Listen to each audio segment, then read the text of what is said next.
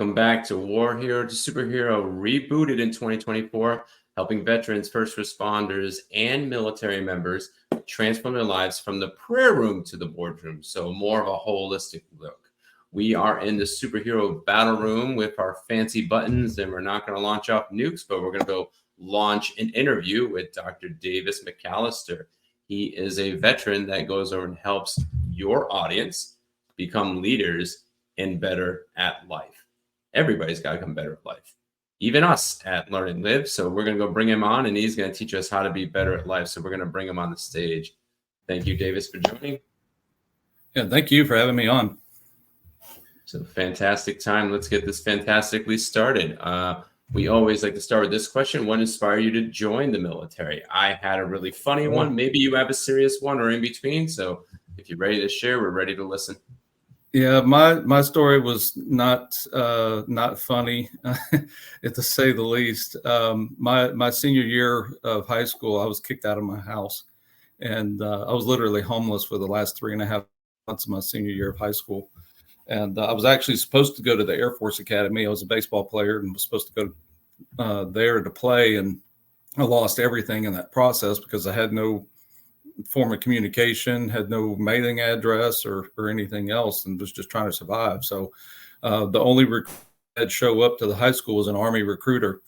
So, they said, hey, we'll clothe you and give you clothes, give you a place to stay. Just do what we tell you to do, and we'll pay you too. And I was like, sign me up, and 10 days after I graduated out of high school, I was gone, and ended up doing it for 8 years.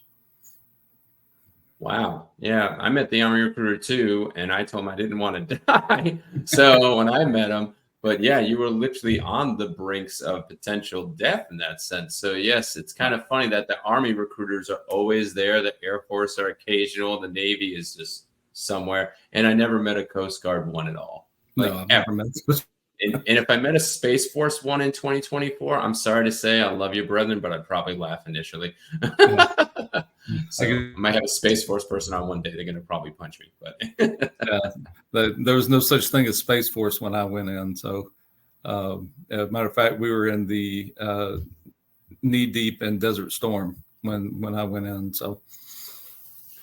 Yep, I remember those days on TV. So you remember in real life. So let's go now, fast forward a few years.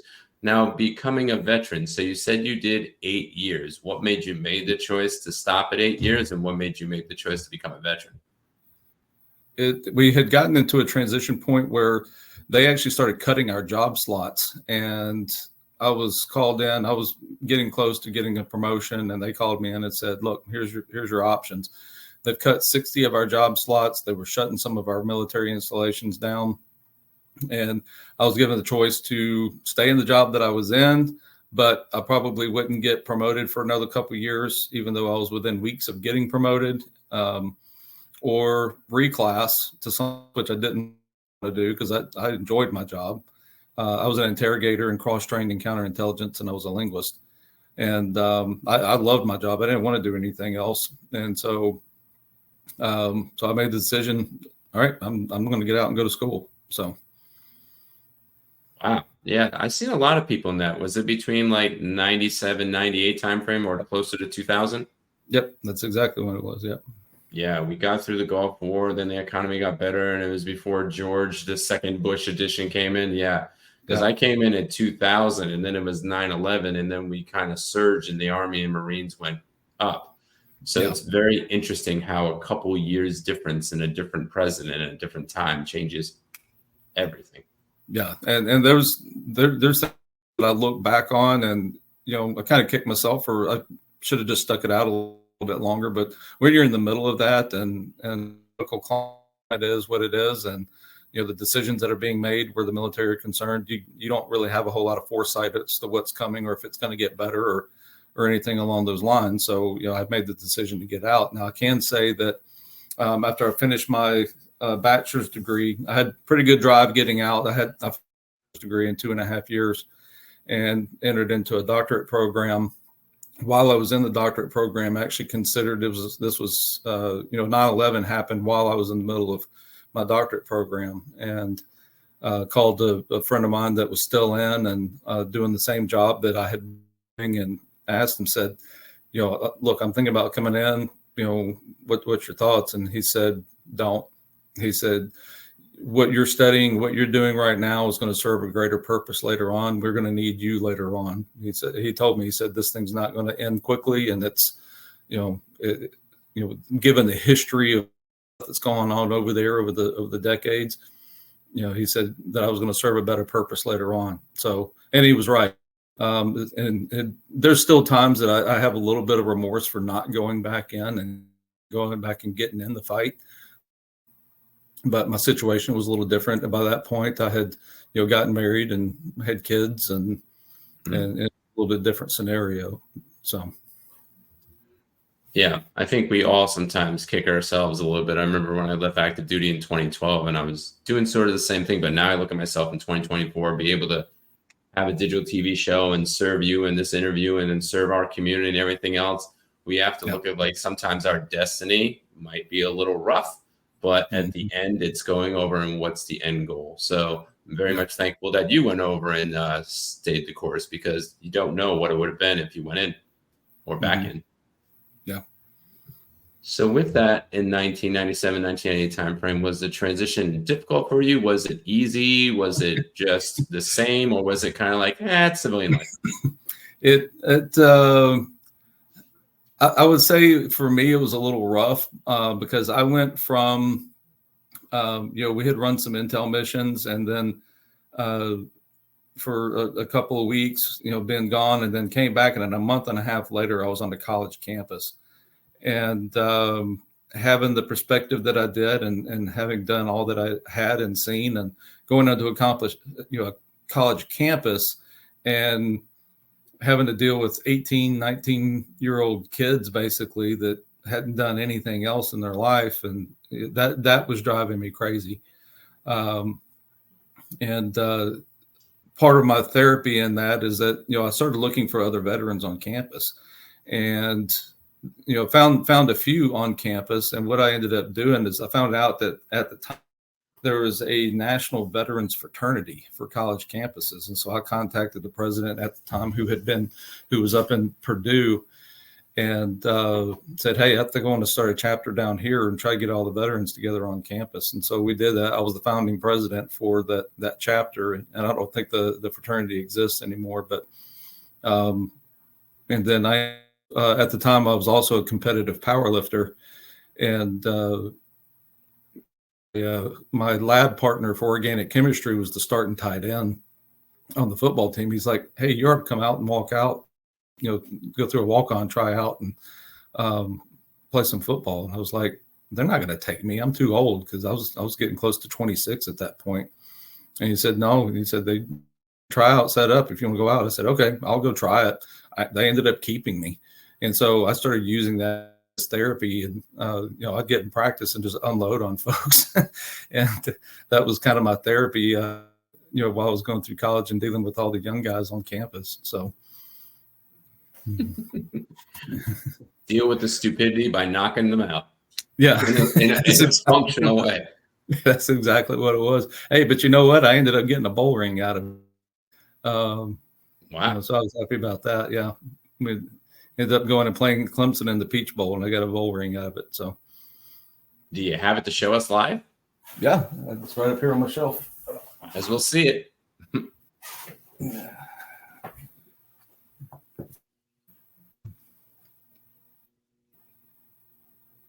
There we go. Wow. Yep. Wow.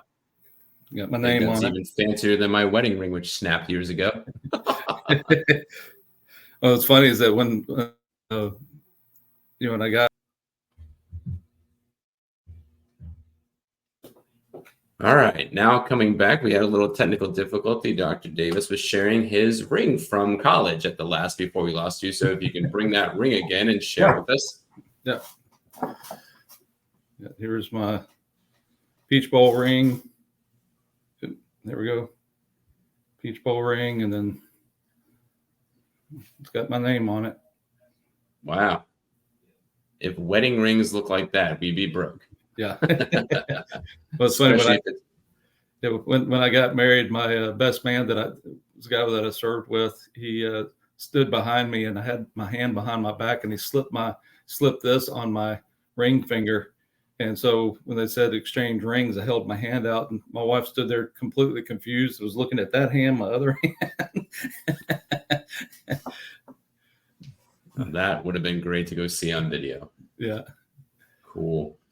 So transition was sort of rough for you going to college, and good thing football and friends and everything else and starting chapters helped you to go and growing. Yep. So what made you pivot to serve overall veteran community and the overall community you're serving today? So this was the thing that I had to figure out along the way. And I have a book that I put out last year. It's called Success by Design. And I talk about different phases of success. So you have success just for survival, which I had already gone through that and had been in that mode for years. Then you have success for rebellion, which somebody tells you you can't do something and you're going to show them that you can. And so I did that. And then you have success for the sake of success. And then the next level beyond that, the highest level, is success for a purpose. And that was the thing that I had to figure out. I had to figure out what my purpose was. And my purpose was to try to give back and serve everybody that I could. And in particular, we talked about, the fact that I was in a doctorate program, and what ended up happening later is I got to work in a clinic working with veterans that had traumatic brain injury from IED blasts, and have ended up making some really cool friends along the way, and people that I've been able to bond to. And it's funny, some of them, we had actually been stationed in the same places, and a couple of people, we had been actually in the same room at one point in time, but there were so many people in there, we didn't know each other. And we ended up meeting years later. And so it's been a really awesome experience. It's been really awesome being able to help veterans with, the traumatic brain injury and the physical stuff that they've had going on. Because with my doctorate degree, I'm also a strength and conditioning coach. And so I write programs, for veterans to be able to get back active or stay active.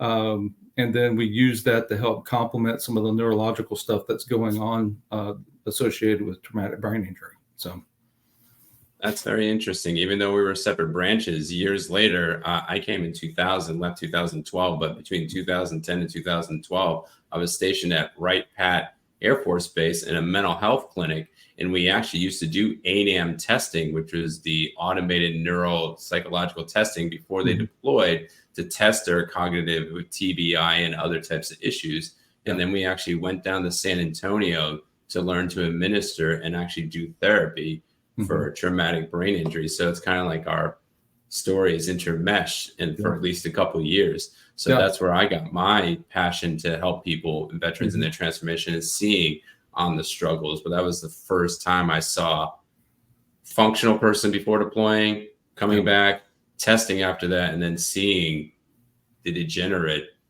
compensate. They had to compensate. And it was just, you could even see the flashing test. If all the soldiers know this, like they had a little flashing test, and you click the mouse before you go.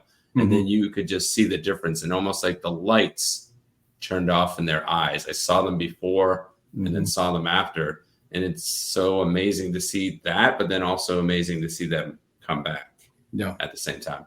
Yeah, it's like I said, it's been rewarding from that aspect. And what I have actually been able to do with that, the dynamic of the clinic that I have been working in changed. And so I've stepped out on my own, and I've started writing programs because with all the veterans that I saw, and then I started seeing first responders, some retired pro athletes that had come through that clinic, and trying to help them, and seeing, some of the issues, from a psychological standpoint that they were going through, as well as the, things that contribute to that with TBI, and then the physical impairments that tend to go along with it. And I wrote a program that I've been gearing towards first responders and veteran groups. It's called Beyond the Call of Duty. And basically what I do is a 4-hour program that I wrote where I talk about, how to maintain your body better. We go through specific stretches and trigger point therapy, and how to phase and cycle your training cycles. So, especially with first responders when they're actively going, trying to be able to maintain their body so that they can have career longevity.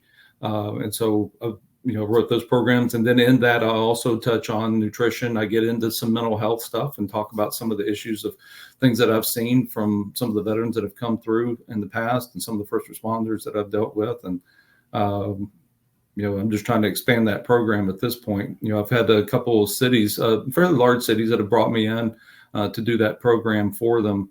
And I've got a conference coming up that's all tactical police officers that they're bringing me in for that as well. So that's really amazing in that particular regard. So what have you found is your secret fuel with working on these people and then your transition yourself when the pressure and the tough times come? Because even though successful in getting out there, speaking and teaching and book publishing, what do you do when your individual pressures and tough times come?